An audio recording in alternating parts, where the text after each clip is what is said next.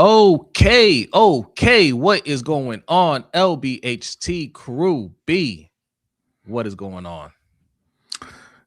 Still cool. Still waiting for next year to start. It's nice for Seattle. They got their ring. That don't mean nothing. It's Bryce's time now. Hey, you know what? It warmed up a little bit. It almost hit 50 today. It almost hit 50. My spirits went up because this cold weather that hit us this last couple of weeks. No bueno. Not feeling that at all. Okay.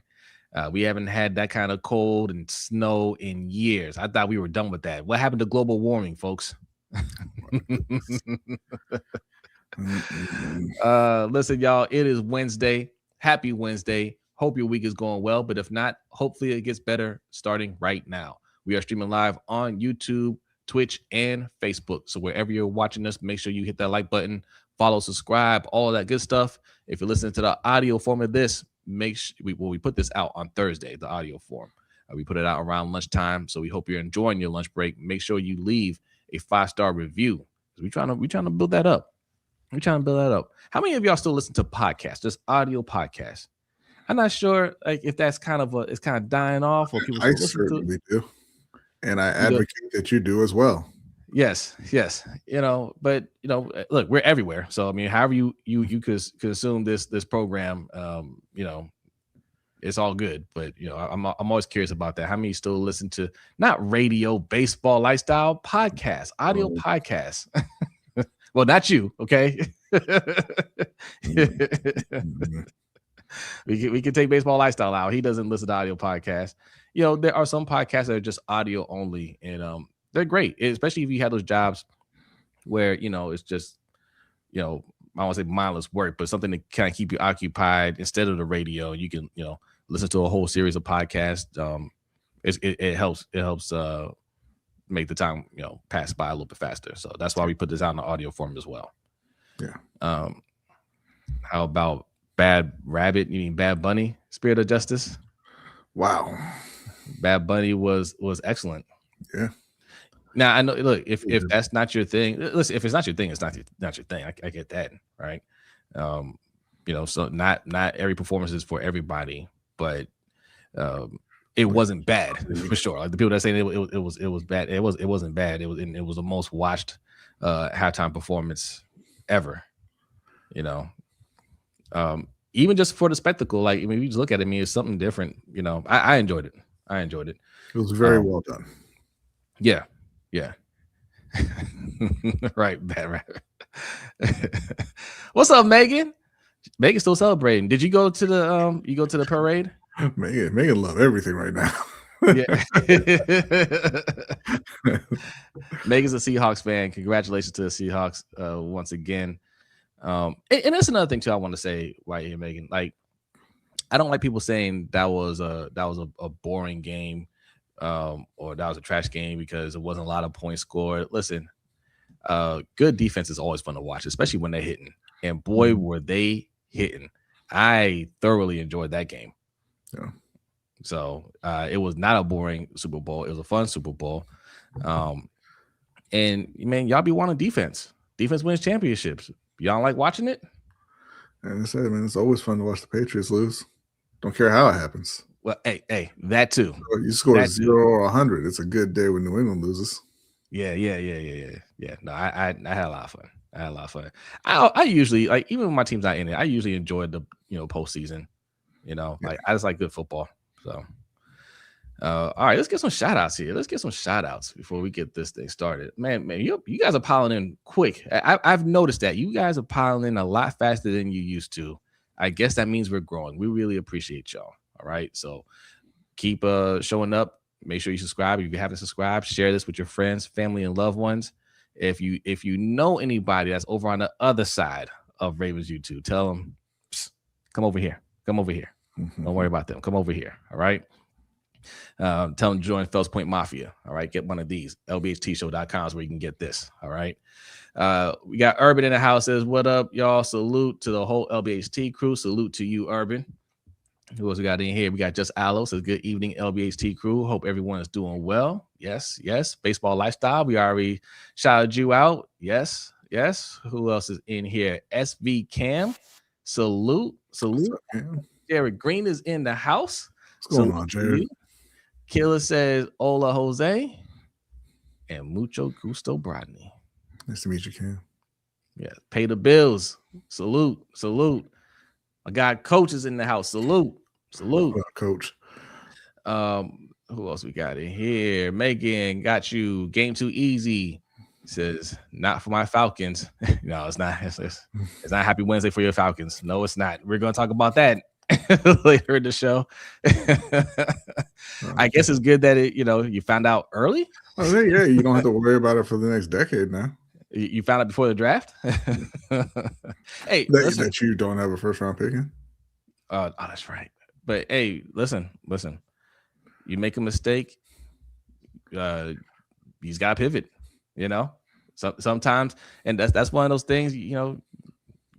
Sometimes you just don't know, right? And things like this happen, and you gotta move on from it. But we'll talk about that in the court of public opinion. That's the worst feeling, by the way. Like when everybody's all excited for the draft, and Thursday comes around, and you gotta sit it out. You gotta wait till Friday. Tracy happened. Yeah, they did. Yeah. Let's see. We got Nick in the house says, yeah, have a few for my drives to work. Oh, okay. You listen to the podcast. That's what's up. Okay. Add ours to it.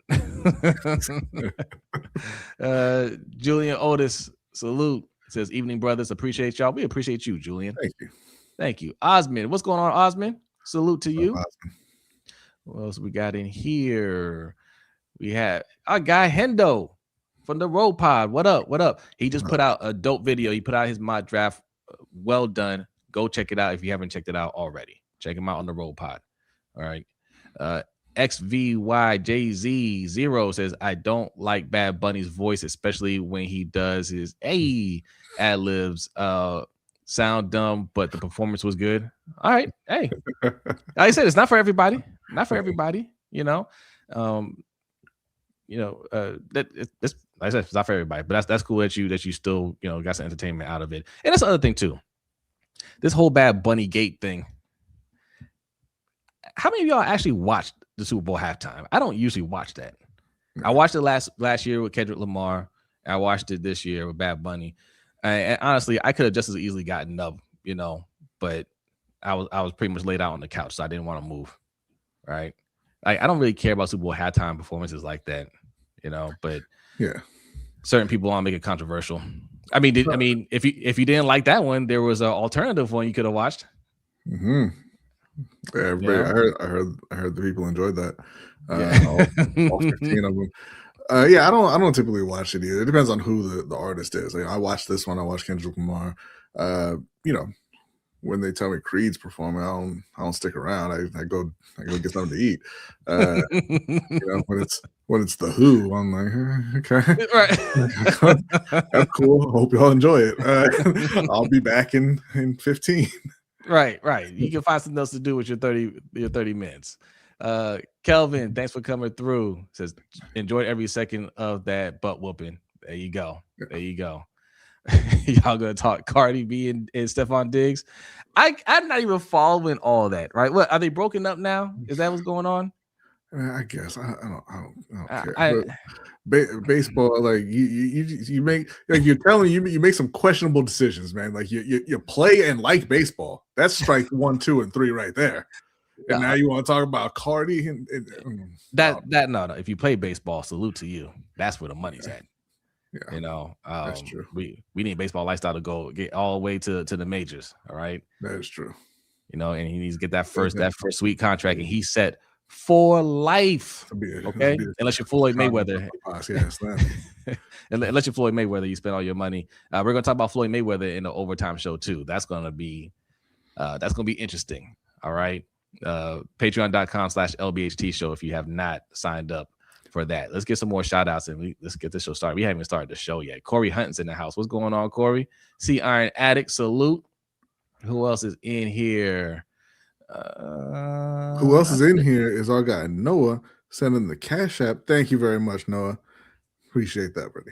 Did he have anything to say? Fire emoji, fist emoji. Okay. Hey, you get one of these, Noah.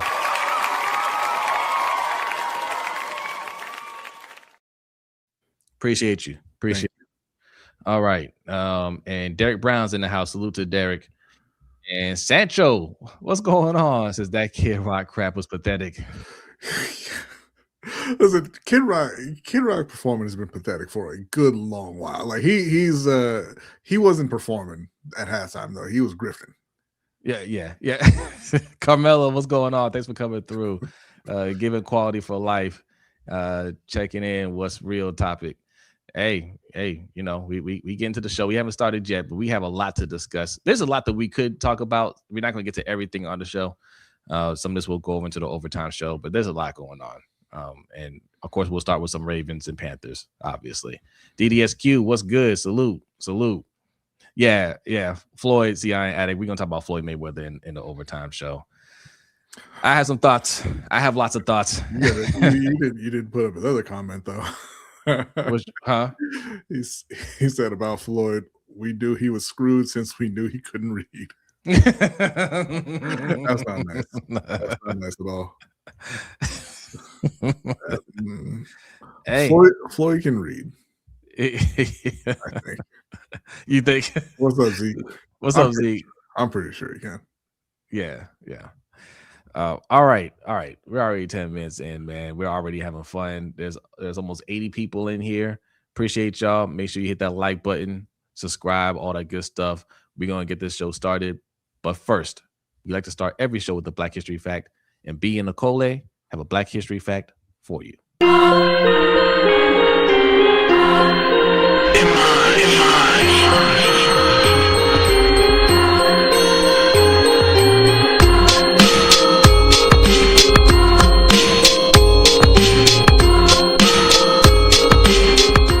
This week on the LBHT Black History Fact, Lucius Amerson's life is one of those stories that forces you to rethink what courage looks like.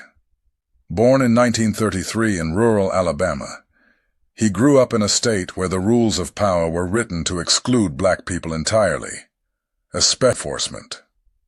For most of his early life, the idea of a black sheriff in the Deep South wasn't just unlikely. It was impossible by design. But Amerson came of age during a moment when the country was beginning to shift. After serving in the U.S. Army, he returned home just as the Civil Rights Movement was reshaping the South, and the Voting Rights Act of 1965 was finally giving black citizens the political voice they had been denied for nearly a century.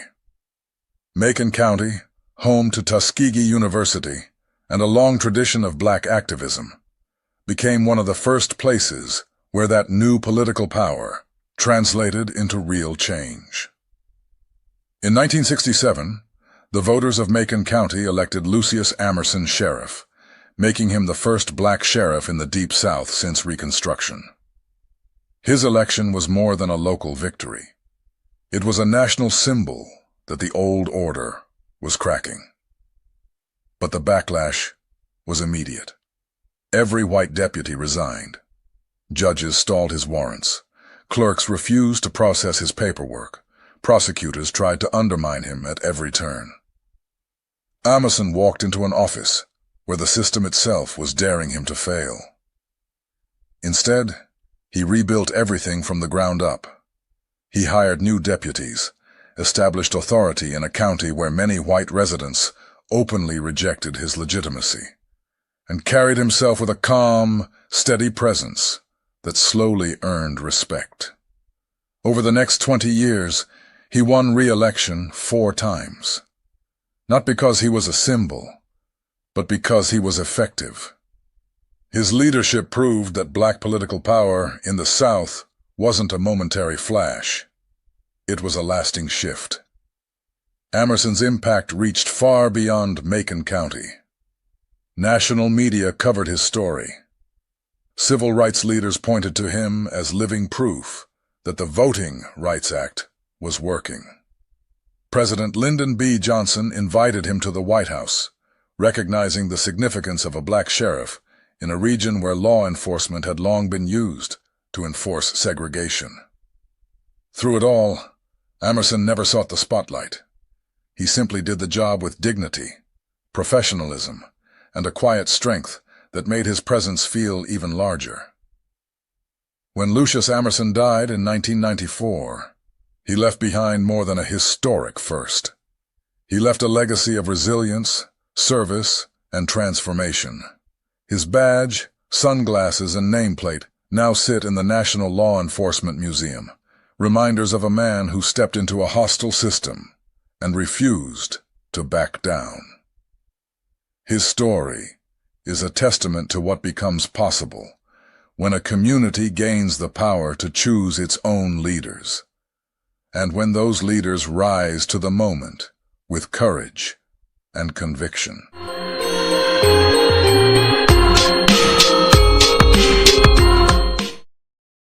Now, am I the only person that caught what was on the cover of that Jet magazine in the top right corner? Did you see that? A 125-year-old husband sues to end his marriage. I'm sorry, what? I was gonna call attention to it, but yeah. Was that a typo? Was that AI? My man's 125 years old. You still have all your faculties. You know what's going on. And you're like, I don't want to be married to you. I got dust up off player card. I'm still, I'm still wanted in these streets. Wow. Not only did he say, I want out of his marriage, I'm suing. How dare you still be married to me after all these years, right? You're right. How's he 125?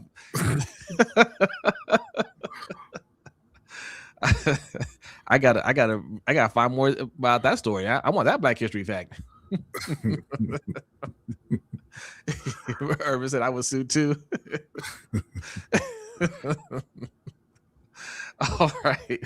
All right. Look, let's start with some Panthers because this news, this is kind of breaking, right? Like this happened a little bit. Little news, but hey, the Panthers have had a pretty quiet offseason, and this is not nothing. So the Panthers are hiring Darrell Bevell as associate head coach / offensive specialist per sources. A longtime respected NFL assistant, Bevell brings a wealth of experience to Dave Canales' staff as Carolina aims to take the next step. B, what do you think about this move? Yeah, I like it. He, like I said, he's a longtime assistant. I mean, has been an offensive coordinator in the NFL since around 2006. I think it was from 2006 to 2021. He worked as an offensive coordinator for the Vikings, the Seahawks. I believe there was another team in there that I'm forgetting. But a lot of experience. Right? The last 4 years, he's been the passing game coordinator for the Miami Dolphins. But he worked with Dave Canales and Dan Morgan when they were in Seattle.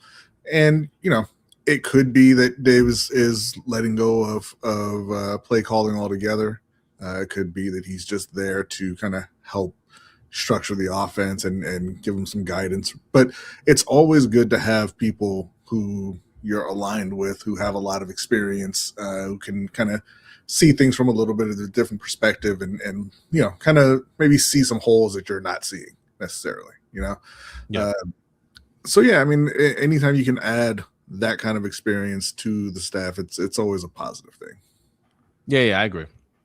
And the Panthers, of course, you want to build off of what you did this year, especially, and like you were close in beating the Rams, like you were right there, and I told you, like, if all you have to do is get in the playoffs, and anything can happen. So now it's just about building on top of what you've already done, and maybe I'll tell Dave to start being a little more aggressive a little earlier. Yeah. So, listen, we're kind of bridging two things together here, Ravens and Panthers. As you see in the thumbnail, we got both GMs there. You got Isaiah Likely in the thumbnail. And the question is stay or go, right? With the Ravens, obviously, you have Mark Andrews, who got re-signed. And Isaiah Likely said he loved to come back, but he understands the business and he's not sure, given the situation, if they're going to bring him back. But let me translate that for you. I understand the business. I'm going to be playing somewhere else next year. Probably, but they haven't completely shut the door on that. Yeah. Right. And I understand why. Like, yes, the door was shut when the old management was there. New management is here now. And I can see a scenario if Jesse Minter says, no, I actually want to keep Isaiah Likely. They find a way to make that happen. How likely, no pun intended, is that? I don't know. But like I said, they haven't shut the door on that. Anything can happen. And I don't think he's going to break the bank in free agency either. So I think that he's going to come in right around that same number that Mark Andrews got, right around 13 million a year. I think if he goes to free agency. From the way I'm looking at it is, I think they're ready to move on from him because I think they're saying, hey, obviously we already paid Mark, we can't get that money back, and then they have a lot to do this offseason, right? You've got to sign Tyler Linderbaum. You've got to put in a lot of work on the O-line, the guard positions. You got to put in a lot of work on the D-line, the interior D-line. And I think they're probably looking at Charlie Kolar and saying he's lower cost. Yeah, it's a lower ceiling, but possibly a higher floor, right? Like Isaiah Likely's made a lot of plays for Baltimore, but he's also had some pretty prominent miscues in Baltimore as well, right? Yes, yeah. Charlie Kolar's not going to command nearly as much in a new contract. And they're saying, hey, you know what? Mark's still got something left. We kind of want to let him, for whatever reason, still be the guy, and we can work Charlie Kolar in as the starter over the next couple of years. Isaiah Likely probably wants to be the man right now because he's on a team with 3 tight ends right now where he knows he's the best of the 3, and he's not getting the play time like it. If I had to guess, I would say that he's going to be out the door, and they're going to look to spend that money elsewhere. I think so too. And Tyreek says, how crazy would it be to keep Likely and trade Andrews and take the hit? When you trade players, you can negotiate that stuff. How much of the you can, but not when you trade a player like Mark Andrews. Yeah. So. I tell B this. I've told B this for years. There's a sucker born every minute. Okay, yeah. You can always find like the things that we say. Oh no way, nobody's going to take that. You can find somebody. I told y'all to trade Mark Andrews last year. I told you we'd even take him in Carolina. But what'd you do? Y'all scoffed. Y'all laughed. He said, no, I don't want your 5th round pick. I'm going to pay him $13 million a year. And now we're going to take Isaiah Likely from you. We're going to sign Kolar and have the 2-headed albino dragon. Are you keeping Grand Wizard Ricard? I want to keep Kolar. I like Charlie Kolar. Yeah, no, Charlie Kolar can play. Yes, he's a damn good backup tight end to Isaiah Likely. Yes, but I like him in his role. A good blocking tight end, and he holds on to the ball when he gets thrown to him. We say his comments like that is what's going to send Isaiah down south. I think Isaiah is gone. I think we probably go in the draft and bring in, get a young tight end at some point in a draft. That's my guess. And from Carolina's perspective, right, they can open up a little over 70 million in cap room, right? And that is going to primarily go to trying to build things up around Bryce Young, right? Yeah. They need to reinforce the offensive line. They're spending a ton of money on the offensive line right now. So, they're probably going to want to try to get some cheaper alternatives in there through the draft. So you can go to free agency and find the weapons. You want proven guys there anyway. You go out and you get an Isaiah Likely. You go out and you get a wide receiver too, and then you can start, building on the defense. But for Baltimore, I feel like their attention is just going to be elsewhere right now because your offense runs through Lamar, Derrick Henry, Zay Flowers, right? Isaiah Likely is a very talented player. It'd be nice if he was still there, but he's not a centerpiece of that offense. He could be that in Carolina, right? He could be that number 2 pass catcher along with Teteroa. since they don't have a kind of foundational running back at this point.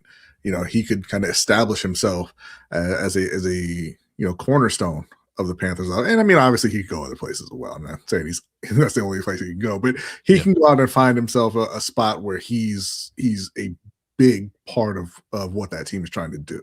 And it's just not really that way in Baltimore right now. Yeah. Hey, Ty Riggs says it was his birthday on Monday. Happy birthday. Happy birthday, Ty. Hey, salute to you, man. And hey, celebrate the whole week. Okay. Celebrate the whole week and this weekend. All right. And last weekend, hopefully.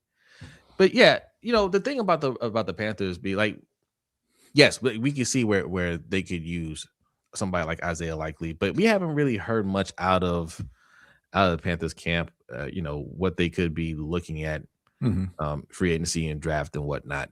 Not much has come out yet. I think we'll start to hear that in the upcoming weeks. Who they have their eye on. But yes, somebody like Likely is exactly who the Panthers could use. I mean, like we've got Derek Brown. I mean, that Derek Brown? And Isaiah Likely is staying. He's a key piece to the offense. He had 300 yards. He's not. Yeah. They don't make him a key piece. He could have been, but they don't make him a key piece of the offense. I see why you think that, because he made a clutch catch in the last game of the season, but that was the last game of the season. Yeah. All right. No, he's not a key piece of the offense. Like you said, he's yet to break 500 yards in his career. Right. Like we do this as Ravens fans. Every fan base does this, but we project a lot for the players that we like. We project them to have these type of careers, seasons that they don't actually have. Right. Isaiah Likely isn't actually that yet. He could be. He has the potential to be, but he isn't actually that. You could say it's because he's been held back. He hasn't had the opportunity. We say that a lot over here, the big O word. You remember that one time I banned that word? I banned the word opportunity because everybody kept on saying that for James Prochet. And I said, you know what? James' uncle got real mad at you. I told Nightbot, I said, anybody that says opportunity, kick him out the chat or put him on timeout. Put him on like a 5-second timeout.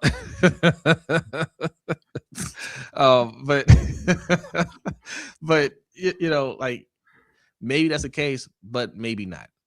Right. And we like, how much do you want to gamble on that? That's the thing. If we didn't sign Andrews, it's easy to say, yeah, bring him back, and we can roll the dice and maybe he works out, maybe he doesn't. But we already signed Andrews. We can't commit more resources to Likely, unfortunately, right? Unless we have a way to get rid of Andrews. And right now we don't. So I think drafting a young tight end is probably the way to go. And honestly, like if he's a centerpiece of the offense, if you think he's a centerpiece of the offense, we are down bad. Like aim higher. I keep telling y'all, aim higher. We need to be thinking about trading, right? I told y'all who to go after. Justin Jefferson. We're going to speak this into existence. Justin Jefferson. Okay. George Pickens might be off the table. They said that the Cowboys are looking to franchise. It was never likely that he was going to hit free agency, but sure. AJ Brown. You like AJ Brown? AJ Brown. Speaking into existence. I like AJ Brown. Derrick Henry likes AJ Brown. Huh? Derrick Henry likes AJ Brown. Derrick Henry likes AJ Brown. I am all for it. I will celebrate just as much for AJ Brown as I would for Justin Jefferson. These are high caliber wide receivers. Okay. The likes we haven't seen in Baltimore since Anquan Bolden. All right. So I'm all for it. Whichever wide receiver you like, that's who we need to be looking at. And there's no excuse to not make it happen. Right. Honestly, I think everybody thinks AJ Brown's more available than Jefferson. I think the opposite. Yeah. I don't think a team like Philly, who's still trying to win Super Bowls, is trying to make any move like trade away talent. They're not trying to trade away talent unless you really give them something significant. They're willing to deal with this attitude. I don't think they care about the attitude as much as we do. No. And Minnesota, I mean, they've been down this road before once. right, with Stephon Diggs. Where they moved on from him and they had Justin Jefferson and it was all good. They've got Jordan Addison now, right? And Justin Jefferson is a guy who is accustomed to having 1,500 yards in a year, right? And being a dominant player, being one of the best in the league. And I don't want to put it all on JJ McCarthy. All right. They were 6-4 when he started, but my man struggled to hit 1,000 this year. So, I'm and you weren't a very good team. So he can't really be happy. And you don't want to wait until it really goes south. So they might not be shopping him, but if you call him up and you make him a strong offer, I'm certain they'll consider. Yeah. Corey Hunt, what's going on? He says we're going to let Likely walk just like we let Mike McDonald walk. He said he'll pay him to stay. How much is he asking? Listen, Corey, if you got it like that, we are looking for sponsors. And we're asking a lot less than Isaiah Likely. All right. So, just something to think about. Listen, there's a few players I like on this team that I feel good about, but this is the difference between good teams and championship caliber teams, right? Are you being realistic about how good your players are, and do you have an opportunity to upgrade? You have an opportunity to get better. So we're having a conversation about AJ Brown or Justin Jefferson or one of these wide receivers. Garrett Wilson. I've heard that name being floated out there. Guys that can really transform this offense, help transform this offense. We ain't got to worry about Isaiah Likely. Okay. Right. In this scenario, Mark Andrews is just fine. Yeah. Right. Yeah. Charlie Kolar is just fine. Mark, he's got a spot on the bench. He'll have a nice warm jacket. But both of them, but that's how how we always sit there and be like, we used to watch Jason Witten and be like, how the hell is he always open? He's a statue out there. Because he's never the main focus of the offense. Jason Witten, he forgot right angles existed for the last 7 years of his career. It was all just arcs on those turns. It was terrible watching that dude. If you have Zay Flowers on one side, AJ Brown on another side, your tight ends are always open, and you got Derrick Henry in the backfield. You can't on defense. You can't afford to spend that much attention to the tight ends. I'm being honest. Listen, I'm being honest.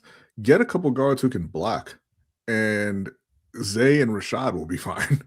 Their biggest issue was that they just could not keep Lamar upright. If they fix that, then who the number 2 wide receiver is, who's the starting tight end, those questions are a lot less pressing. You need guys who can get open quickly.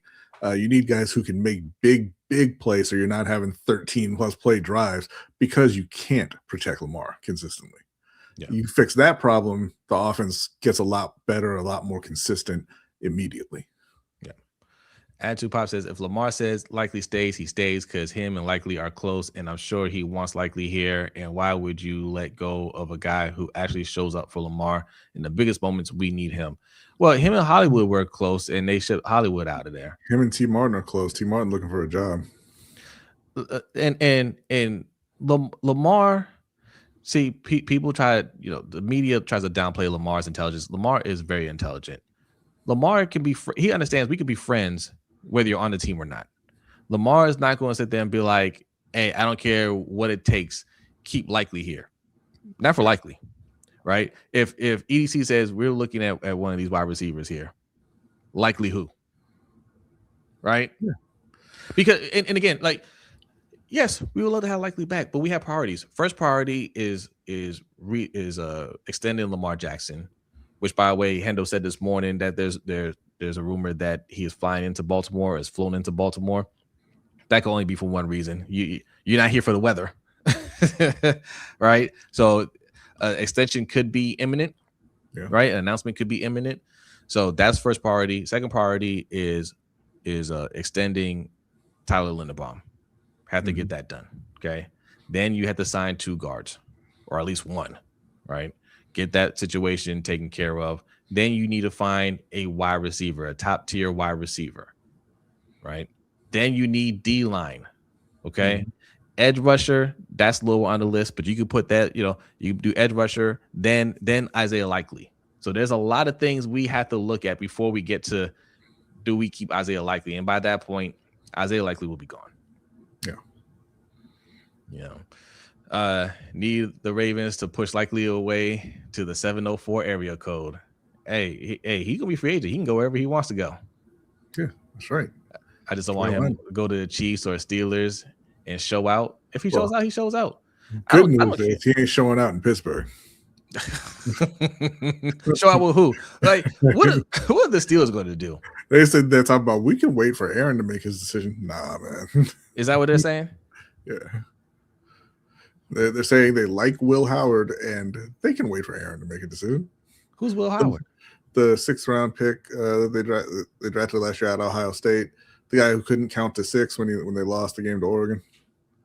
Remember, he slid when the time expired. Oh, yeah. That's the backup or starter? Soon starter. Yeah. Just say you're tanking this year. We're taking a year off, and that's fine.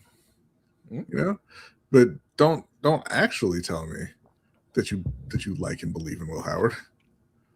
Yeah.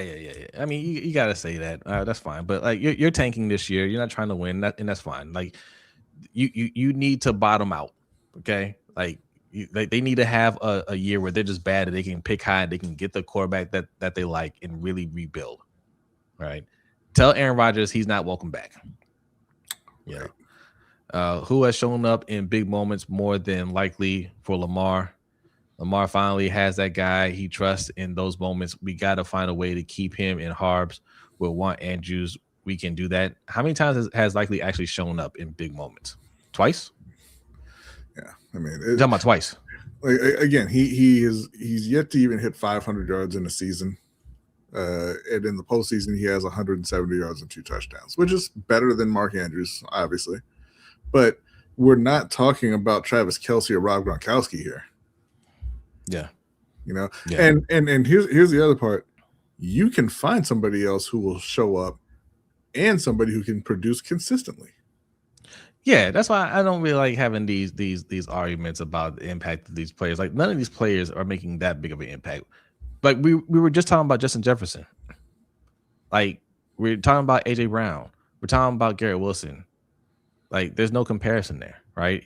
If we can have all that stuff, great. But if like we talk about, funds are limited here, right? And we can't make all those things happen. If we want to re-sign Linderbaum, we want to re-sign Lamar, we want to get O-linemen, all priorities over Likely, and we want to get a star wide receiver, try to trade for one.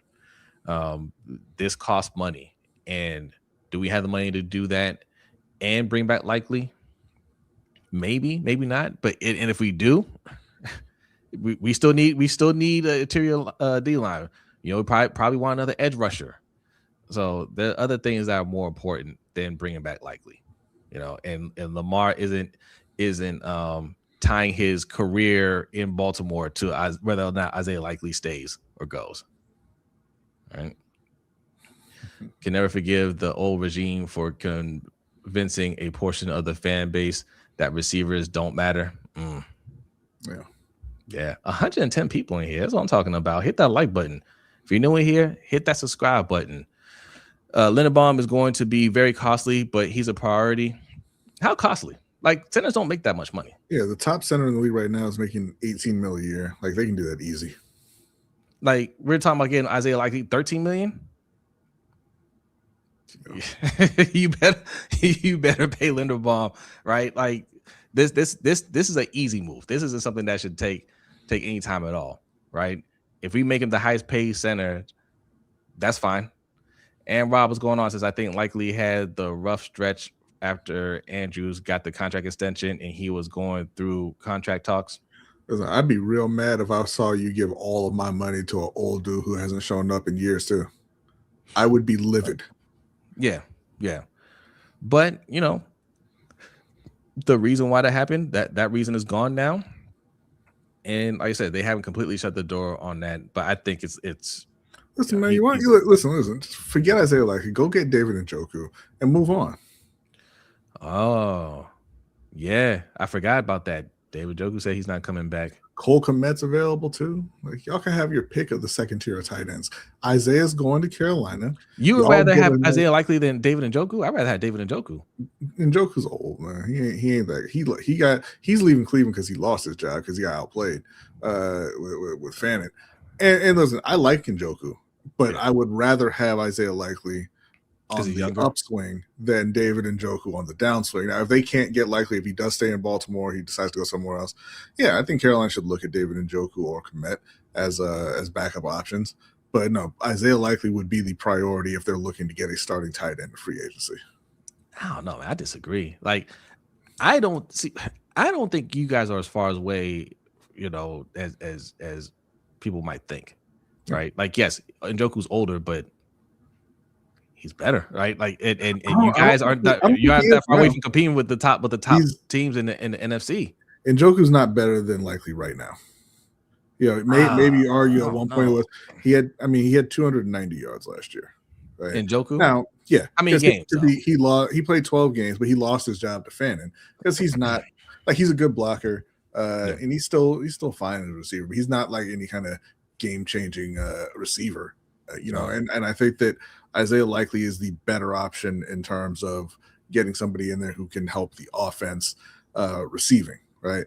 And if they can't get him, then sure, go ahead and sign David Njoku, go ahead and sign Cole Kmet.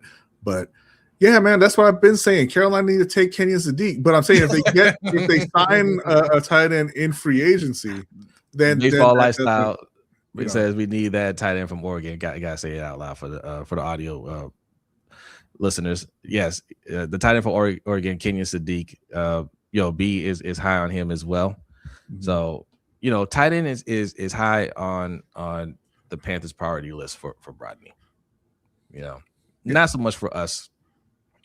Hey, Emma, what's going on? Thanks for coming through.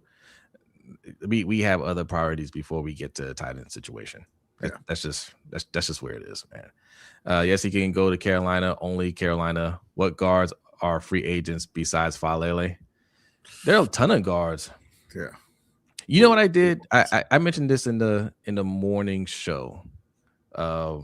That website I've been going to, stick to the model. Oh yeah. Stick to the model.com.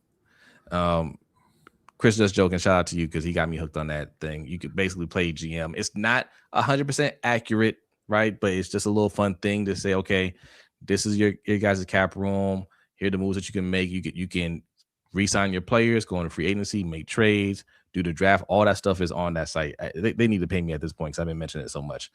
But I played around with it, and listen, there was one scenario where I re-up Lamar Jackson, re-up Tyler Linderbaum. I had to cut Marlon Humphrey. Now, you guys know I don't think we should cut Marlon Humphrey. Actually, in real life, I want to restructure his deal, but it didn't give me the option on the website, so I ended up cutting him. Saved us about $20 million. Restructured Roquan Smith. Did some other things. Brought back Keaton Mitchell. He's a restricted free agent. I kept the essentials, and then I traded 2 second-round picks, one this year and next year, for Justin Jefferson. Easy peasy. They said, no problem. We can make that happen. Boom. Got Justin Jefferson on the team. Oh, also extended Zay Flowers. So now, just that alone, we're looking at Zay Flowers and Justin Jefferson as our wide receivers. Then I go into free agency. I signed that guard from the Giants. I can't remember his name, but he's supposed to be a pretty good guard. Sign him, sign Joe Petonio, took care of the guard position right there, right? Didn't sign Joe Petonio. No. Just the Giants guard. I went into the draft and drafted the Penn State guard, that Vega kid. All right. So O-line is set. Wide receivers are set. I have money left over. I went and signed Kenneth Walker. Mm-hmm. Kenneth Walker is a free agent. Also, the running back from the Jets. Breece Hall. Breece Hall. Breece Hall is also a free agent. So imagine a team. Your O-line is good. You have 2 good guards. Your center is back. Your tackles are healthy. You got Derrick Henry and Kenneth Walker in the backfield, or Breece Hall in the backfield. You got Zay Flowers. You got Justin Jefferson, and you can have we still have Bateman. If you're still a Bateman truther, he's still there. All right. Now we can talk about Super Bowl bust, right? What about the defense? Don't worry about that. Shh. That's what you hired Jesse Minter for. Hey, well, what about the defense? Kyle Hamilton's still there. Roquan's still there. Matt Abike, who sent encrypted messages that maybe he's back. He's still there. Nate Wiggins still there. Malachi Starks is still there. Mike Green's still there. All these guys that we spent a lot of capital on are still there. Now Jesse Minter needs to get to work. Anthony Weaver needs to get to work. That's how you build the team. How the F we gonna get all of them? Sound like a dream? It sounds like a dream because that's how we do business around here. But how does Philly do it? How do the Rams do it? How do the Rams go from Cooper Kupp to Puka Nacua? And you know what? Let's just get Devontae Adams. Why not? How do they do it? How does Philly, who already has AJ Brown, what's the other receiver's name? Devontae Smith. They got Dallas Goedert.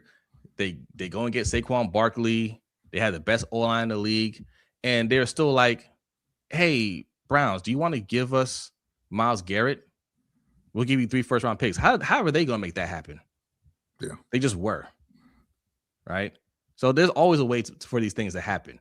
It sounds crazy, but it's not. Running backs don't cost that much. Centers don't cost that much, right? Okay, you got to pay for a wide receiver. Pay for it, right? We got to give up some picks. We have 12. Yeah. Right? Give up whatever it takes to get proven talent. Michael Smith, what's going on? Says, hey, fellas, trade Marlon Humphrey for a bottle of Thunderbird and Mark Andrews for a pack of Lucky Strike cigarettes. Wow. I am not giving up on Marlon Humphrey. I think Marlon Humphrey can still play. He has a specific role that he needs to play, but I think he could play it. And Jesse Minter will help him define that role. I don't think he's completely washed. I think everybody looked bad last year.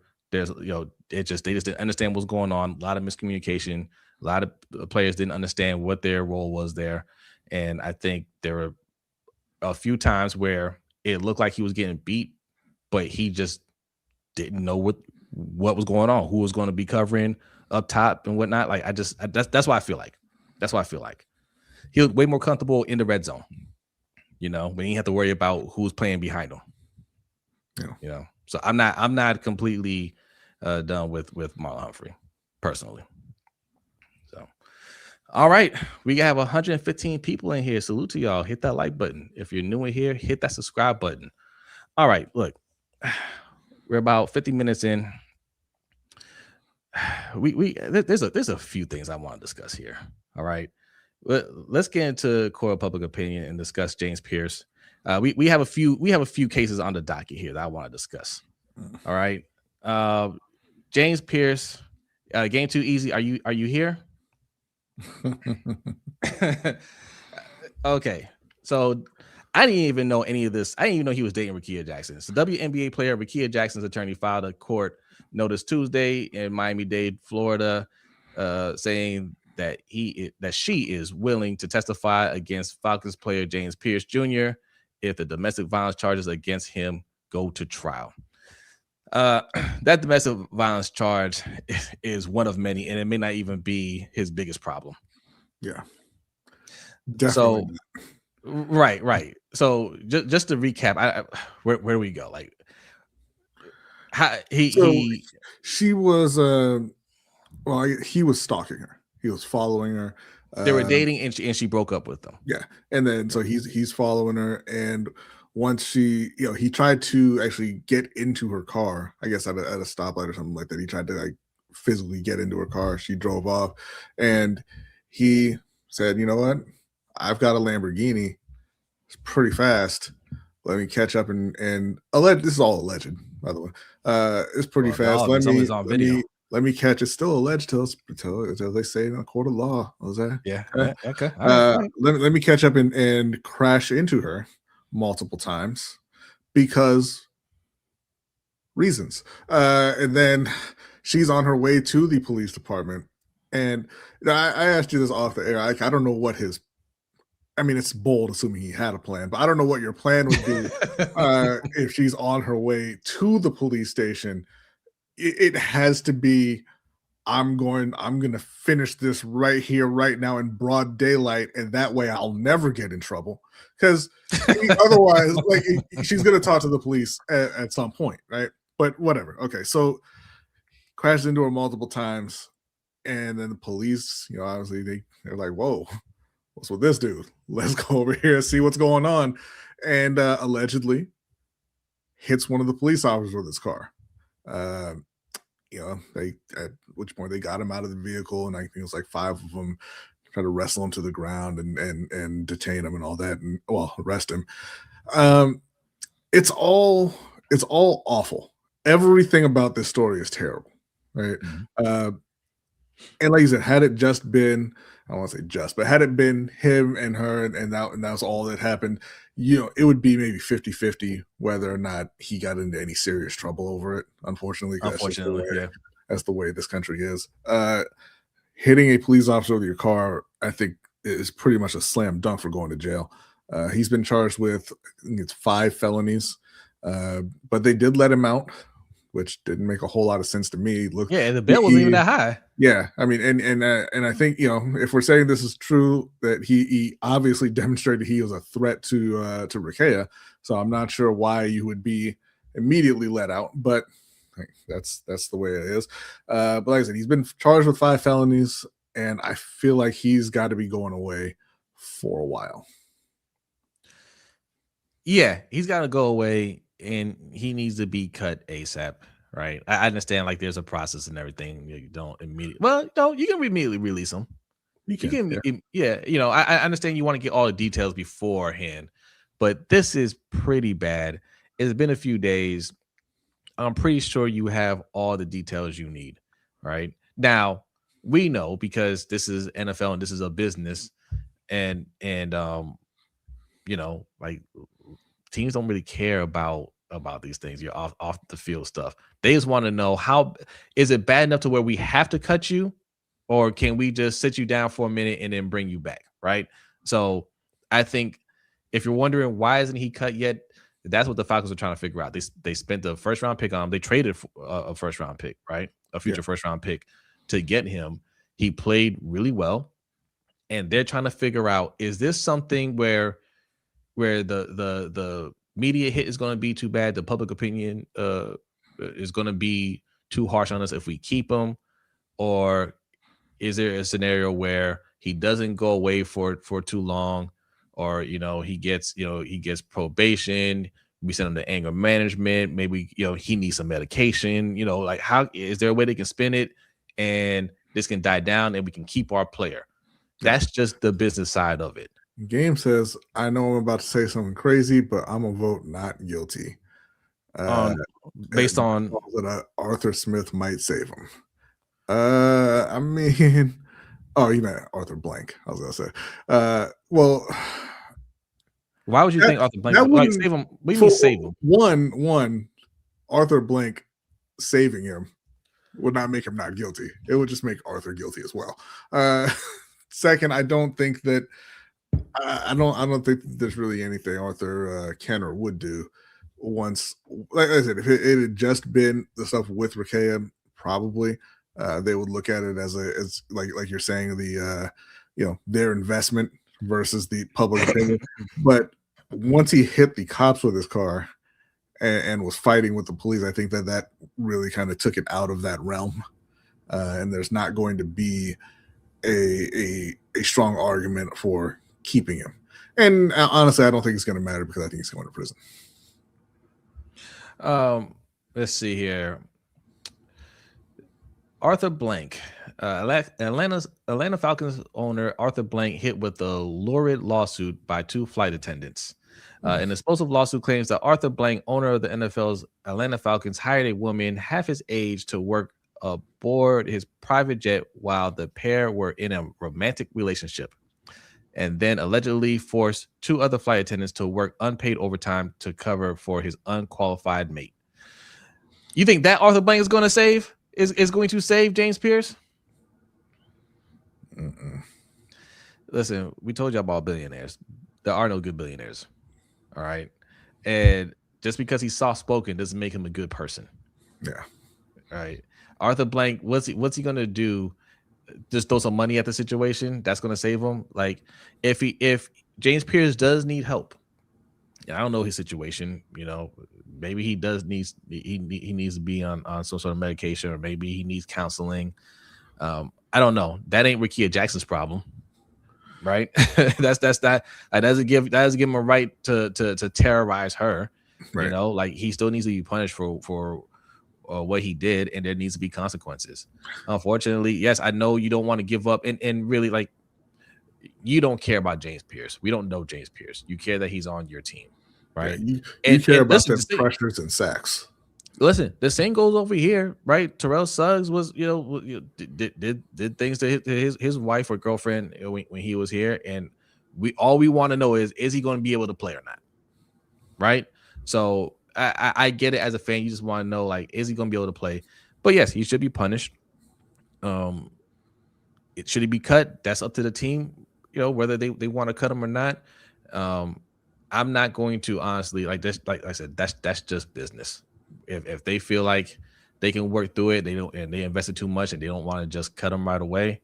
Honestly, that's their business. We know none of these teams have high morals or high moral values, right? It's not about that. So, it's unfortunate. He's definitely guilty. There's no not guilty in this. Like, that's not even an option. He's guilty. It's just a matter of, is he going to keep his job? That's really what we're talking about. Shout out to Master B for the super chat. It says, how you think Harsh feels about Mike Macdonald's Super Bowl win?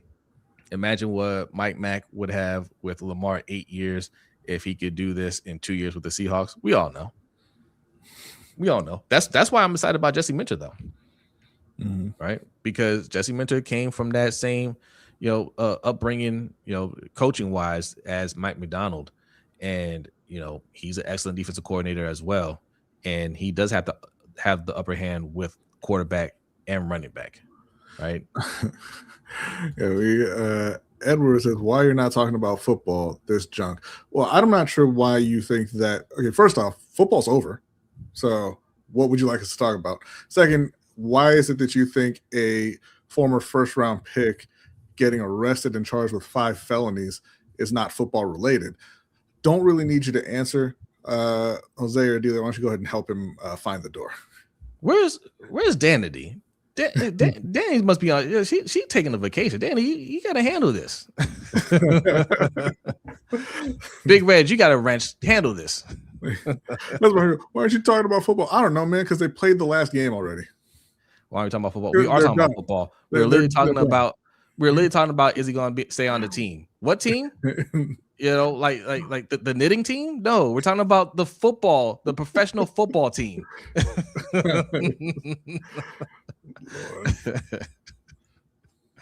People come on here to complain, man. Like, you really don't have anything to do, right? Like, just type it. Here's what you do: if you know you're gonna say something stupid, open up a Word document, type it in there. Yeah. It's like that old the new version of write a letter and put it in a drawer. Yeah. Right. Yeah. That's what you need to do. Came in here a few days after the Super Bowl, before any re-signing, before any free agency, before the draft. So why aren't you talking about football?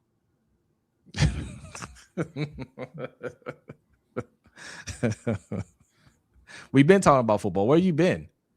Right. This is and this isn't a football show. This is a sports show. All right. We talk a lot of football. We talk a lot of Ravens. We talk a lot of Panthers. but we talk about other things as well. And shout out to JR for the super chat. I appreciate that. Says Matt Nagy and Greg Roman, poor darts. Tom Jackson dart. Listen, you know what, man? Like, I'm gonna fight back for my guy Greg right now. Greg is not a bad hire at all if he's not the offensive coordinator, and he's not the offensive coordinator in New York, right? He's an offensive assistant, and we know that Greg Roman puts together great run games. Like that's just a fact that he does that everywhere he goes. He puts together a great run game. I'm not going to say anything about Matt Nagy, but Greg Roman is a fine hire as long as he's not the offensive coordinator. So, I'm not going to say anything about the dude that has people saying Pat Mahomes is in decline. But here's why this is problematic. We don't expect Matt Nagy to keep that job, right? And when he doesn't keep that job, it's next man up. Yeah, it is. That's the mantra from Harbs. And who's the next man up? It's a smiley face Greg Roman, right? That's true. I've never seen a man been fired so much, but be so happy. But right now, it's a good hire. Yeah, we're not predicting the future over here. All right, we're talking about stuff as it happens. Continuing with our theme of sticking to football, I want to bring up the story about Lindsay Vonn.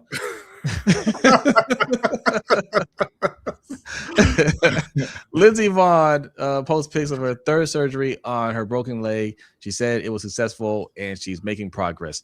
Now, I don't follow what she do? Snowboarding, skiing. She's in the Olympics. I don't follow Winter Olympics that well. But give us that is what it is.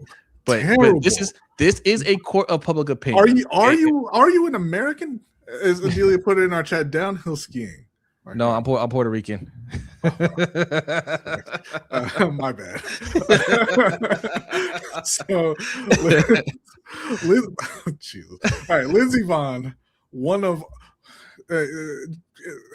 I'm still disgusted by your display. One of our greatest Winter Olympians of all time is now 41, 41, and she'd been retired for about 5 years and said, "You know what? I still got it." She's like LL Cool J when he hopped on Twitter that one day. He's like, "Don't make me come back and do it to these meatballs." That's what Lindsay Vonn said. But then she came back, and she won a tournament in December, and apparently had already had knee replacement. Had some titanium installed in her knee. You know, got that cyborg thing going on. Pretty cool. But then she's getting ready for the Olympics. Crashes a week before the Olympics. Tears her ACL. Gets airlifted off the mountain. And everybody's like, "Oh man, that sucks. That the Olympic dream is over because obviously you're not going to compete in the next one, right? Like that's another 4 years." And she's like, "Hold on. Who said I'm not competing in this one in 1 week without my ACL?" Yeah. And everybody was like, "Didn't the doctor? Did the doctor not say?" And she's like, "No, I'm competing." And she went out there. Skiing downhill as she does, and tried to turn, fell down, go boom, and then she's laying in the snow for 10 minutes screaming because she broke her leg in multiple places. They had to airlift her off the mountain. Stop me if this sounds familiar. And she had to have several, like I said, several major surgeries. Glad those went well. Hope he heals up quickly. But just the dumbest string of decisions. Well, the question is, do you feel bad for Lindsay Vonn? Right? So you had somebody who, I mean, she's already up there in age, but if you want to keep competing, that's your prerogative. You injure yourself, you get a major injury, torn ACL, you're like, that's it, right? And you decide, no, I'm still gonna go out there with the torn ACL. Right. And then she breaks her leg, right? You don't want anybody to be hurt, but like, do you feel bad? No, and that's my thing. I don't want anybody to get hurt, obviously, in any sports. No. They're out there to compete. That's something they worked incredibly hard at for Olympians for their whole lives, and then you're talking about 4 years building up to this event. I mean, obviously they have other events, world championships and whatnot, but the Olympics is the marquee event, right? That's where you're trying to get to. Everybody wants to be an Olympian, everybody wants to be a gold medalist. So no, it's awful to go out there and put that much work in and get hurt right before the Olympics start, and a really bad injury, tearing your ACL. But I felt bad for her at that point. And then she was like, "What do you mean? I'm still competing." And then I was like, "You're kind of dumb." So I don't really feel bad anymore. And she, I'm not happy she got hurt, obviously, but when you competed without the ACL with your already fake knee and your already 41-year-old body, I said, I don't know, man. Maybe that's what you get. Maybe that's what you get when you're 41. You have a fake knee and you don't have an ACL in that knee. Yeah, and Adelia says that, she said right here, she said she's surprised that she was medically cleared to compete. That's the other thing too. Like, what are the rules there? What are the standards? Like, somebody should have said, no, you're too injured. They're like, oh, you still want to go? I'm sure we did. And she said, I'm Lindsay Vonn. And that was the end of the discussion because they were confused as to what that meant. And she just left. I'm going to the mountaintop and then I'm coming down. Yeah, the chat is not looking down on her favorably. Wow. Nope. FAFO, that means. Tyree says, hell no, I don't feel bad. Jay says, hell no. Listen, I've told y'all this before. I'm over 40. Booby Miles, yes. One time I tried to walk backwards down some steps. It was only 2 steps. And I'm like, I've got this. I've been walking for decades. And I missed a step and I fell flat on my back. And being over 40, somehow my knee was bleeding. My knee didn't hit the ground. But that's what happens when you're old. So don't be 41 doing a thing that is doing a sport that's dominated by people in their from 18 to 23. Like the real young people, still spry, can still bounce back literally from these kind of injuries. Don't try to get on the skis and be already hurt and say I'm gonna still do it and I'm gonna still win. No, you're not. What she did was stupid, right? But it's her right to do it. She wants to do something historic. And if she was able to pull it off, we'd be talking about how amazing of a feat that was. Right. So cool. You were going for greatness. Right. What's that saying? Basically no pain, no gain. Oh yeah. But hey, you're trying to attempt something that is unreal and something that'd be legendary that people will be talking about for ages. Didn't work out. What happened was and she found out why it hasn't been done before. Yeah. All right. We're moving quick here. I want to bring this up and then we're going to do questions from subscribers. In the NBA, I know you're going to go to the whole thing about how I feel about the NBA. We might say that for the overtime show, but I want to bring this story up in particular. Mm-hmm. Your boy Mark Cuban could be back, B. Said Mark Cuban and a private group are looking to buy back the Mavericks. Yeah. How do you feel about this? Like, you sell the Mavericks. I'm not sure how much you sold. Get the hell out of my face, bro. Like, you're done. You sold them. And then you let somebody else take the fall for you not wanting to pay Luka Doncic, and now you want to come riding back in like you're the hero. Go the hell away, Mark. Go back to Shark Tank and go rip off those people. Leave the Mavericks alone. They've suffered enough. Yeah, because Mark Cuban he's still a minority owner, right? Yeah. He sold the majority stake. He's a minority owner. He made billions of dollars off the sale.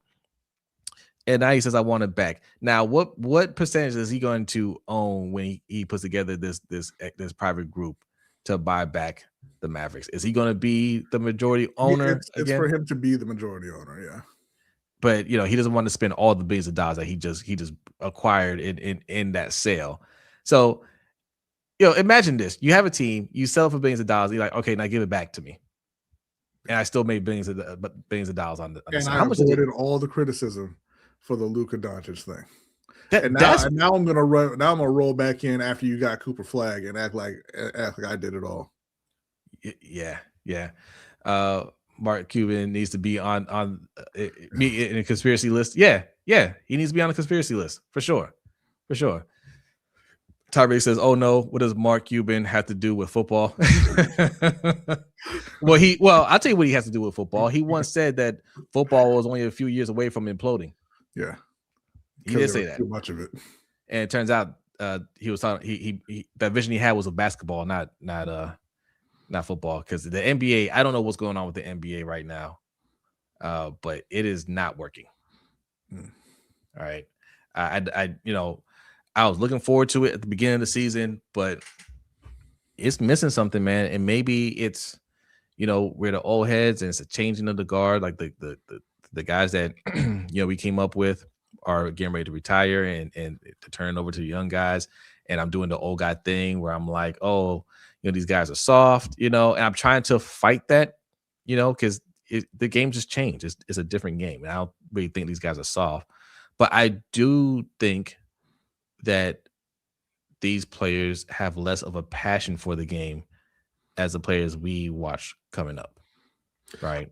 I think that's partially true, and I think that's true in all sports, honestly. Yeah, because you had to have more passion for it because you were getting paid a whole lot less. Yes, these guys are getting paid a ton of money now, and yeah, I mean, you can love basketball, you can love football, whatever, but when you don't need it the way the older players do, you're not going to have necessarily the same passion. Not that all players don't, but just by and large, you're not going to have the same passion. It is just a job for some people. Yeah. And now it's an incredibly well-paying job. Yeah. Oh, Praveen asked a question here. This is interesting. Is Mark Cuban going to buy the Seahawks? The Seahawks are trying to sell that team, right? Yeah, they have to sell it. It's part of the will when Allen passed away, and it looks like, I guess the rumor is that it's going to be Jeff Bezos, possibly a Jeff Bezos-led group. But we'll see. Yeah. More evil people. Is WNBA out of here? I heard they was trying to hold out. They are still negotiating their CBA. The players are playing in Unrivaled right now, and they actually just kicked off the one-on-one tournament in which Marina Mabry lost to Sonia Citron because Marina Mabry is trash. All right, she's not trash, but I'm still upset that she was playing with Chicago and decided she was never going to make a shot until she got traded. Yeah. That just irritates me, but she did get beat. But no, they're playing right now. They're playing in a league that it was formed by the players, in which they're getting paid more than they get paid to play in the WNBA. So we'll see. Yeah, there needs to be more animosity between players in the NBA. Way too many friends. I miss. I miss that old school way. That part doesn't bother me. Like, you can still be competitive and be cool with people, but I hear what you're saying. I got a secret for you. They were friends back then too. Not all of them. Not everybody, but everybody's not friends now. Go ask Rudy Gobert if he wants to hang out with Draymond. But true. Let me introduce you to Isaiah Stewart. Because the only thing that Isaiah Stewart is friends with is his fists, right? Yeah. And he kind of tried to put it on display. Like he ran up on somebody and he got there. He got there in time to swing, but didn't swing. Who was it? That was Darius. Oh yeah. Oh, Miles Bridges. Yeah, Miles Bridges. Yeah. Because Jalen Duren. I saw that. Yeah, he kind of mushed. What's his name? I think it was Diabate. And that kind of set off a little brawl, and Miles Bridges ran up, and I think he pushed Duren, and then he backed off, and off the bench comes Isaiah Stewart, comes sprinting onto the court, and he got there in time to throw a punch. He did. They didn't have a hold of him. He got that. He had a clear shot, and guess what he didn't do? Listen, I saw what Bridges did. He ducked under his hook, and he almost did a UFC style takedown. That could have ended very poorly for Isaiah Stewart if there weren't people around to separate them, right? Like, first of all, I just don't believe most of these guys can fight. Yeah. Right? They're very athletic. They never had to actually get into any real fights growing up, which is good. But he's playing the role. He's trying to play the Draymond Green role. Obviously nobody's really afraid of him, right? They know what it is. They see right through it. You're all bark. You're running up on people, and you're not really throwing punches. But you gotta be careful with that, because every now and then you run into one of those ones that it's like, oh, okay, well, let's go. And you're gonna catch real hands. Right? Like, he's asking for it. So I'd be careful with that. I know, like, he's trying to play the goon role, and I get it. And maybe that's his way of staying on the team. Like, hey, I'm gonna be that enforcer for you. I don't know. But he's suspended now. He lost a lot of money in that suspension. So, work on that. Oh, he punched Duran. That's what Killer said. He didn't really punch him. He and pushed and well, no. I mean, I didn't even. Well, no. I'm thinking of what Duran did to the other guy. So I didn't see Duran get punched. Okay. A bunch of grown men just pushing each other. Yeah, that's all it is. and as you should not risk millions of dollars, because you get heated in a moment over a basketball game. Yeah. No, yes, Isaiah can play, but he's still playing the role of the enforcer. Yeah. Yeah. Okay. Tay said, no, he got punched. Got you. All right. I didn't see the actual thing. Yeah, I didn't see Duran get punched. I saw him kind of push the other dude in his face. I didn't see him actually get punched. Yeah. I get want to have your teammates back and everything, man. Let grown men handle their business. Right? If it's a one-on-one, man, let them shoot the fade real quick, and until it gets broken up. You can go in there and break it up, but you go in there and try to fight for them, right? And you almost get put on your back. Don't do that. All right. Submitted questions, and we're gonna get out of here. Appreciate y'all hanging out with us through non-football talk. All right. If you want to continue this conversation, because listen, if you like these stories, we're going to be talking about Floyd Mayweather on the Overtime Show. Is he broke? Money Mayweather. Is he broke? That's what we're going to be discussing. He's filing a lawsuit right now for $300 million. There's talks that he owes a lot of people money. We're going to break that down. We're going to talk about more. There's some more college football drama. Utah football team is getting sued over something. We're going to discuss that. And we might talk some more NBA. All right. We got a lot of things to discuss. So go over to Patreon. Patreon.com/LBHT Show is how you can be a part of that. Or if you want to be a channel member, you can do that. It's only $5 a month. All right. So well worth the price of admission. Check it out. All right. So submitted questions. Our first one comes from Michael Holt. He says Maryland has been producing a lot of top tier receivers over the last couple of years. Is that true? I don't know. I don't know. Not University of Maryland, but like from players from Maryland. Okay, yeah. Do you think EDC might look to draft from there? No, he's talking about University of Maryland. Draft from there this season. I would listen. We don't know their draft plans, obviously, right? And especially once you get beyond the first day, at this point, I mean, we're still mid-February. I would say if he's looking for a wide receiver, he needs to stop looking at the draft because he has not been particularly good at it. I mean, the Terps have put out some players, but it hasn't been recent. Like Stephon Diggs came from Maryland. Torrey Smith came from Maryland. DJ Moore came from Maryland. Yeah, but I wouldn't say they've had a lot of top tier guys. Yeah, if you're just talking about from the state, I mean, this state puts out a lot of athletes, football and basketball. Right. Yeah, and they do scout this region. Like locally, like I know Towson gets scouted a lot. They look at University of Maryland. UMD had 3 receivers, including Torrey Smith. Yeah. Darius Hayward-Bay. All right. Yeah. Vernon Davis, he was a tight end, but yeah. I mean, they put out some people. They put out some people. But Are they going to target it? I don't care. Jermaine Lewis. There you go. Yeah. But I don't care so much about getting a Maryland person. Like, yes, it'd be nice if you get a hometown person for sure. Yeah, but cool. we got to get talent, man. Oh, I didn't know Chig Okonkwo went to Maryland. That's cool. Yes. Yep. He's pretty good. Yeah. So that's what I'm saying. Like, yeah, they have some talent. We have some talent. Terps gotta get the football program together. Well, good luck. Gotta fire the coach. Best of luck to y'all. Yeah. My football program's back together. We were in the championship game this year. Shout out to Carsten Beck. Yeah, that's all right. They were there. They had a great season. Huh? They won't get back? Well, let me ask you this, Jose. I'm going to answer your question with a question. Are they going to allow one Darian Mensah to go to Miami like they should? Because if not, then no. But if yes, then yes. Okay. They will be back.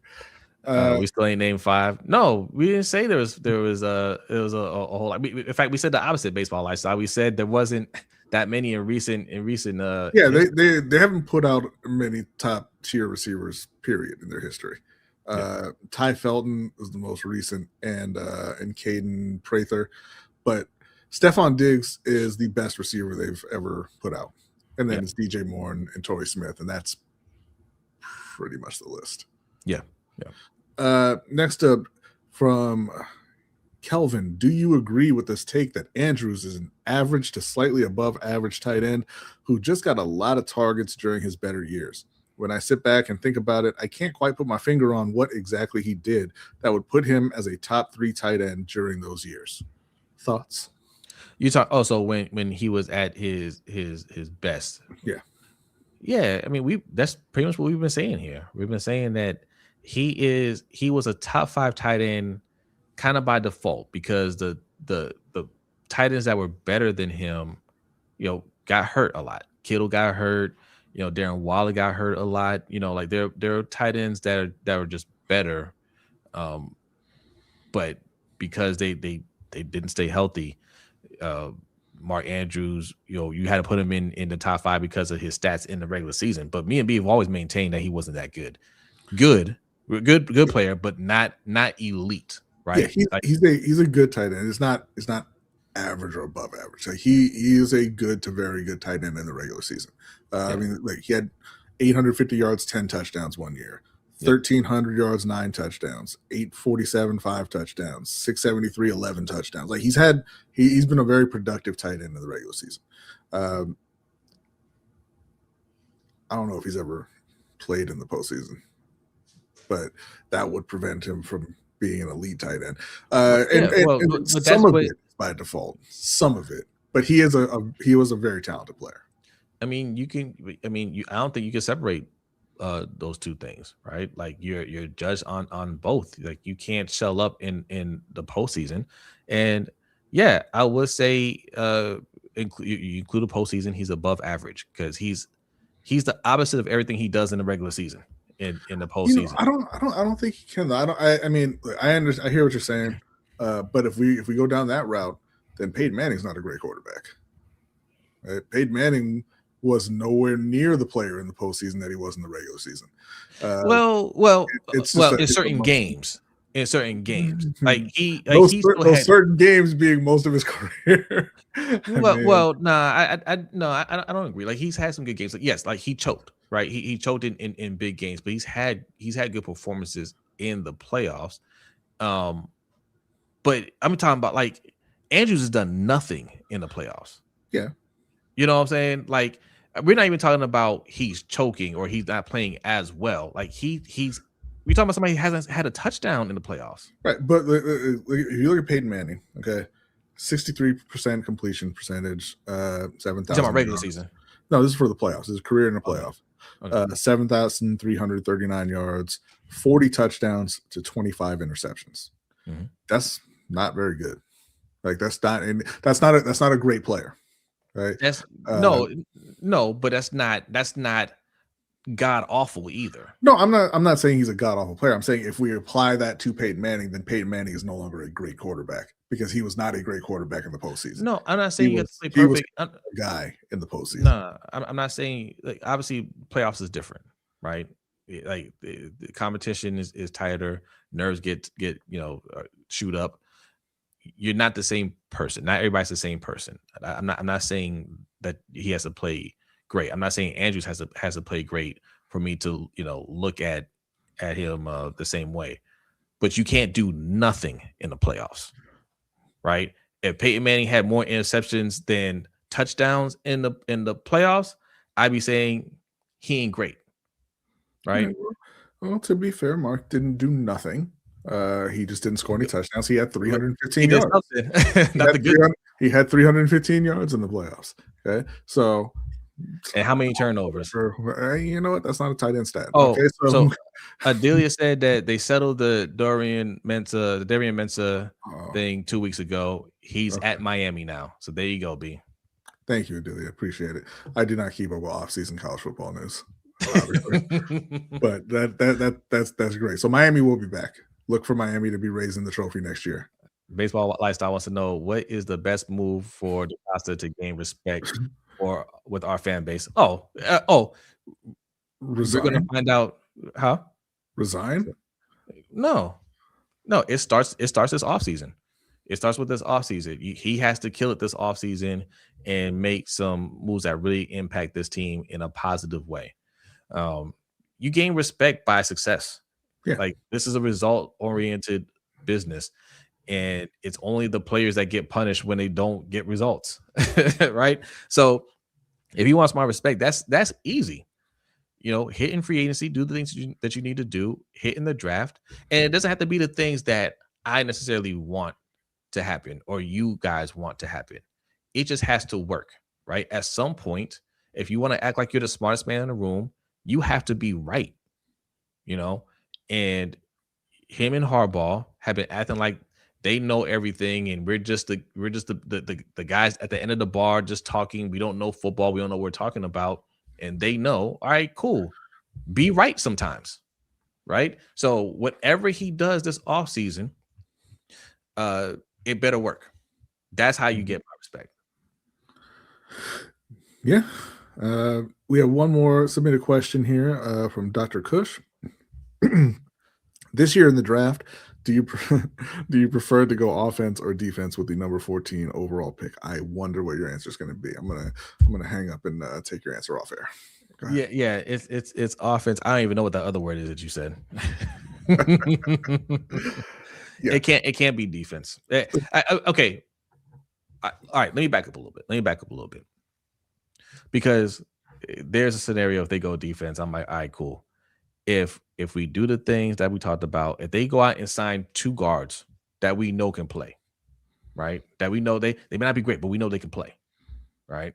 And we're like, all right, between Zeitler and Bitonio and Emory Jones, we have our guard situation worked out. We re-signed Tyler Linderbaum. We're straight there. We're good. Our tackles are healthy. We're good. Voorhees is cut. We're good. We can save money. I did that too in an app too. Cutting Voorhees will save us some money. But if we do all those things, we traded for a marquee player like Justin Jefferson, like AJ Brown. If we trade for that, we did all those things to solidify the offense.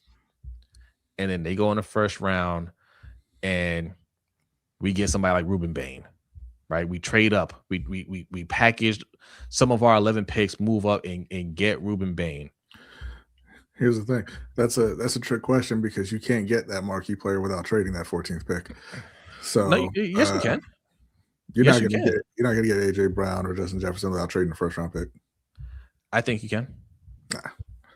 You have to trade multiple picks, but you can do it without trading the first round pick. You're the one that convinced me of this, B. So. You're the one that said, "Hey, look at the history of top wide receivers and what they get traded for." Yeah, but they were all first round picks. They just weren't multiple, first round picks. It was always a first plus. You're not going to get those guys. Maybe you make the argument for AJ Brown just because, hey, you're an a-hole. We don't like you anymore. You're not touching Justin Jefferson without that first round pick. They want, all right, fine. It doesn't have to be Justin Jefferson, but it could be Garrett Wilson. It could be whoever, right? Like it doesn't necessarily have to be Justin Jefferson. Panther. Huh? Not Panther. Yeah, right. Garrett Wilson, Panther. What? Yeah. Okay. All right. You already spent 2 first-round picks on your marquee wide receivers. Right? Yes, and Tedero was great. Now we can spend a third. You guys ain't really get at home. The words are so hurtful, man. Like I don't know why you would. I don't throw Brashad Perriman in your face. But no, I don't want them going defense in the first round. Otherwise, even in that scenario, I would still like them. Like if truth be told, if it's me, even if we did all those things, we still have a first round pick. I would still want them to draft a tackle. Yeah. The answer is offense because the biggest addition to your defense is Jesse Minter. You've got a lot of talent on the defense, a lot of alleged talent on the defense. You've put a lot of resources into the defense, and we all understand that Zach Orr was not ready to be a defensive coordinator and didn't do a very good job in Baltimore. Now you've got a guy who's proven as a defensive coordinator. He should be able to get that defense right without any major additions. Like you said, you still got Kyle Hamilton, perennial defensive player of the year candidate, right? You still got Roquan Smith. You still hopefully have Nnamdi Madubuike. You got Travis Jones. You got Mike Green, who you drafted in the second round. You've got the other edge rushers that you've drafted. Nate Wiggins drafted in the first round. Malachi Starks in the first round. Like there's a lot of investment in that defense. Now you have the coach who is going to get them right. Yeah. You don't need to spend that 14th pick on defense. And we don't need to get an edge rusher. That's not. I mean, we got to get some to fill out our roster, but that's not a high priority on this list, right? Like we have guys that we think can play, right? The coaches have to coach them up. Otherwise, if we're saying these are all misses, then yes, EDC has to be fired now. Yeah, right. And we have a ton of picks. He has to do more than just hit on the first round. Otherwise, he needs to start selling off those picks immediately and say, I'm only going to draft 3 or 4 players. Yeah. Right. Like if he's keeping all those picks, then he better bat 800 or whatever Steve Bisciotti said. Right. That better happen in this draft. No more. Hey, he was just a rookie last year. We got to give him a shot. We've been saying that for all these players, right? This is the year where the rookies need to make an impact. Yeah. Not all of them, but you need if we keep all 11 picks, I think it's 11. All 11 picks. 10 picks. If we keep all 10 picks, at least 3 have to make an impact on this team. Right? That's 30%. At least 3 have to make an impact on this team. And I'm not talking about rotational player. I mean, they're giving us quality play. Right. If he wants my respect, it needs to be at least 5. We need to pick up 2 defensive tackles in free agency. Sure. Well, go for it. That will not be difficult. We can do that. We can do that. So who do we have under contract now? We got Travis Jones. We got Roderick Washington. Still got Madubuike. We got to see what's going on with Madubuike. And we just re-signed, what's his name? The other Jones. Is that his last name? Jonathan Jones. Yeah. So we have some D tackles, right? I don't know if we need 2, right? Maybe pick up 1 more. Come on, Michael Smith. The worst Ravens pick in the last 10 years is Miles Boykin. No, sir. Wow. Not even a little bit. Act like David Ajabo don't exist. You drafted Daniel Falwele, right? Right. We drafted Voorhees. Disrespectful. Come on,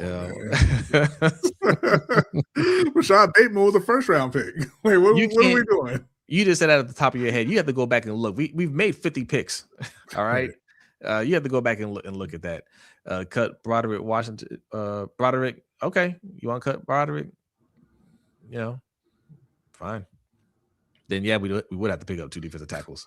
Go on, act like you. Peebles. Yes. We got Peebles. Aeneas Peebles on the team as well. Yes. Thank you, Jay.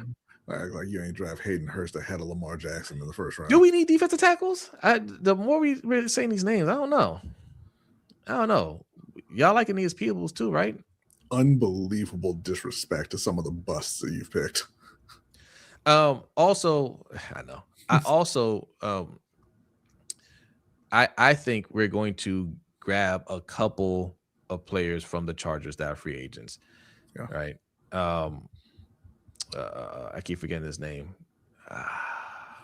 The edge rusher. That's free agent. Khalil Mack. Khalil Mack, I think, is a candidate to be a Raven. Right. He fits the age requirement. But quality player still. Right. He's not the Khalil Mack that we all know or used to know, but he's still a quality player and he knows Jesse Minter's system already. Right. That's a player that you pick up. He can play one side and Mike Green can play the other side, and yeah, we can still try to bring in some other players, but I expect to move like that, and I think there'll be a couple more of those players that come over. Michael said Falele was a rookie free agent. Falele was a 4th round pick.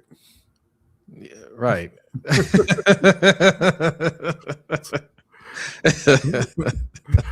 Yeah, he was picked pretty high.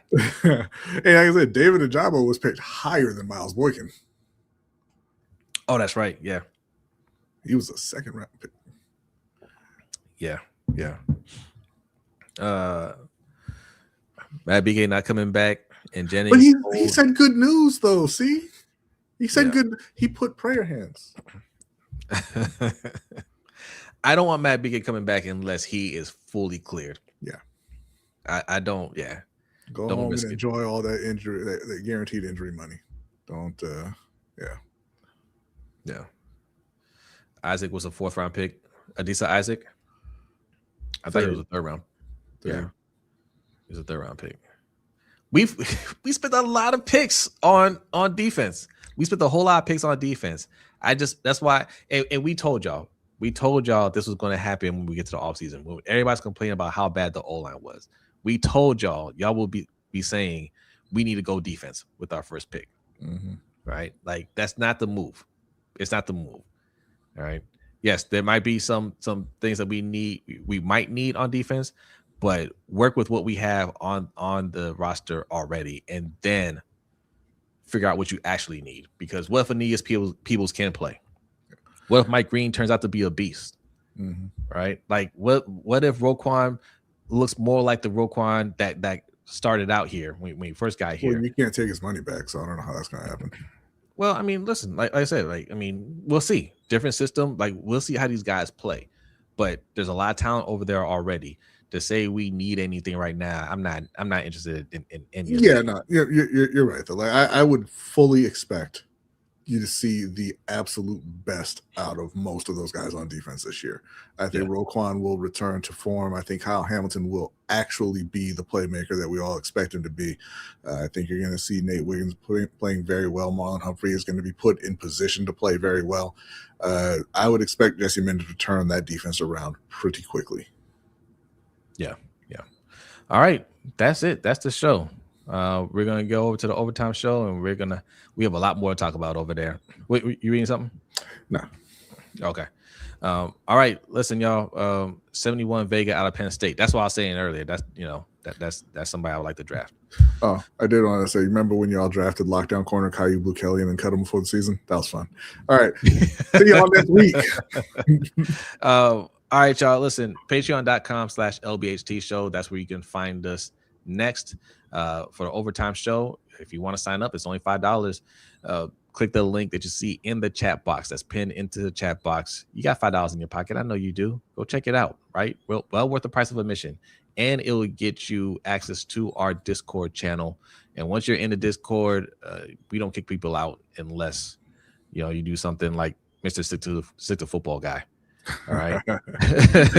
Big Red says, wow. Like, what do you mean? What's up, Big Red? You, man. I'm giving you props. You were right about him. You were the only one keeping Caillou's flame. All right. You were correct. All right, we're getting out of here. B, are you ready? Oh, I'm not joking, Big Reg. I'm saying he played very well this year. and the Baltimore should have kept him. He did get 3 picks last year. It was yes, he did. All right, B's ready. Adelia, are you ready? Adelia is ready. Hey, appreciate y'all. Stay tuned. We got more coming. We got the free agency coming pretty soon. We got news hopefully for Lamar Jackson signing his extension. So still a lot going on, even though the regular season is over. Off season is very active. So turn your notification bells on and be on the lookout for our content. All right. That being said, we're out of here. Y'all have a great night, and we will see you next time. Peace.